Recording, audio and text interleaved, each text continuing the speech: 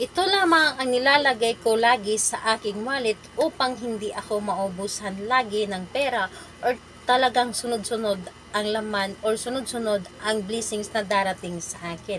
Hello mga guys, kumusta kayo? Panibagong araw, panibagong video na naman tayo.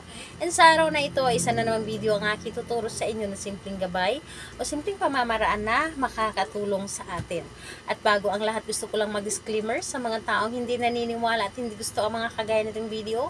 Please skip this video and maghanap kayo ng videos na gustong-gusto nyo dahil ang video na ito ay para lamang ito sa mga taong naniniwala and gusto mag-try. Sa lahat po ng mga nagko-comment po dito sa aking video, dito sa loob ng aking channel, mag-ingat sa lahat ng mga nagre-reply sa inyo na dinadala kayo sa kanilang WhatsApp in Emo app upang makaiwas po tayo sa scam at hindi po ito masasayang lamang ang ating mga pera. Ngayon po, ituturo ko sa inyo ano ang nilalagay ko lagi sa aking wallet upang hindi ako maubusan. Ano ang nilalagay ko upang sunod-sunod ang swerte na darating sa akin, yung tipong laging laman or laging may laman ang aking wallet, yung tipong papaubos pa lamang ngunit merong bigla ang darating. So ito po ang aking ituturo sa inyo kung paano ko ito ginawa. Ito po ang ituturo ko sa inyo para kayo din ay laging may laman or kayo din ay laging swertihin, kayo din ay hindi mauubusan. Ang ihanda lamang natin dito or ang ating gagamitin lamang upang hindi tayo maubusan, upang laging may laman ang ating wallet, kailangan mo lamang dito ng bulak. Maliit na bulak. Ang bulak kasi ay magaan, kaya naman magaan po ang pasok ng pera po sa atin. Magaan, sobrang gaan ang pagpasok ng pera sa atin, sobrang gaan ang pasok ng swerte sa atin. Kaya naman, kailangan natin ng bulak doon or kailangan natin ng bulak sa loob ng ating wallet. And syempre, hindi lamang bulak, kailangan din natin dito ng isang coin. Sa coin po, kahit anong klaseng coin and kahit anong klase or anong currency ng coin, pwede. Basta ito ay coin po. Pwedeng silver, pwedeng gold, basta po coin. And syempre, kailangan din natin itong hugasan ang ating coin.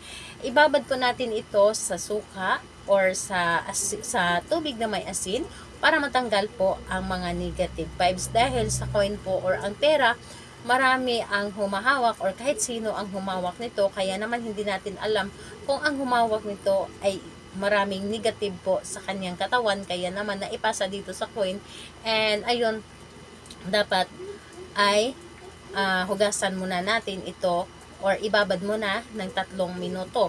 Ngayon po, kapag nahugasan mo na ito, kunin mo ito at patuyuin. Ngayon, kailangan natin itong gamitin sa pagre-ritual. Ang gagawin mo lamang dito sa umaga, kunin mo ang inyong coin at ilagay lamang dito sa loob ng bulak. Ilagay lamang dito sa loob ng bulak ang coin. Ayan po, nandito sa loob ng bulak ang coin at hawakan mo lamang ito. Pumarap ka sa may sinag ng silangan.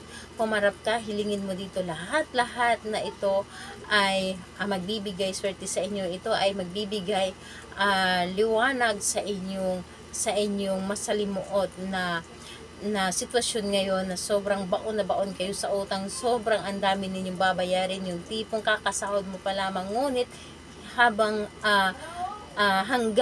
hanggang hawa ka lamang at kinabukasan ay wala na. Kaya naman, hilingin mo dito ang inyong kasaganaan, hilingin niyo dito ang pag-aangat ng inyong pamumuhay, lalong-lalo na sa inyong negosyo, sa inyong trabaho, lahat na ng gusto niyo sabihin niyo dito.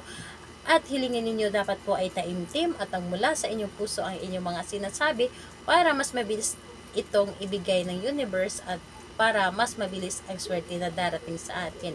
So, ang gagawin ninyo pagkatapos mo humiling, kumuha ka ng isang supot na paglalagyan at ilagay mo lamang ito at kunin ninyo ang inyong wallet at ilagay doon sa inyong wallet. Paglagay ninyo ito sa wallet, sabay sabi, susurtihin na ako at hinding-hindi ka or hinding-hindi ito mauubusan ng laman ang wallet ko. Sabihin po ninyo ito. So, ayun, hayaan nyo lamang ito doon at huwag nyo na itong kunin sa loob ng inyong wallet. And kailan ito pwedeng gawin? Gawin ito sa araw ng Tuesday and Friday sa umaga po. Umaga po dapat natin itong gawin para po tagumpay. So, ayun, Tuesday and Friday lamang ang paggawa nito at gawin ito na nagmula sa inyong puso dapat at taimtim. Sa lahat po ng mga gustong magpa-shoutout, mag-comment lamang sa baba para ma-shoutout ko kayo sa next video. And sa lahat po ng may mga katanungan, mag-comment lang din po sa baba para ma-replyan ko din po kayo. Salamat po sa inyo. Bye-bye everyone. God bless us all.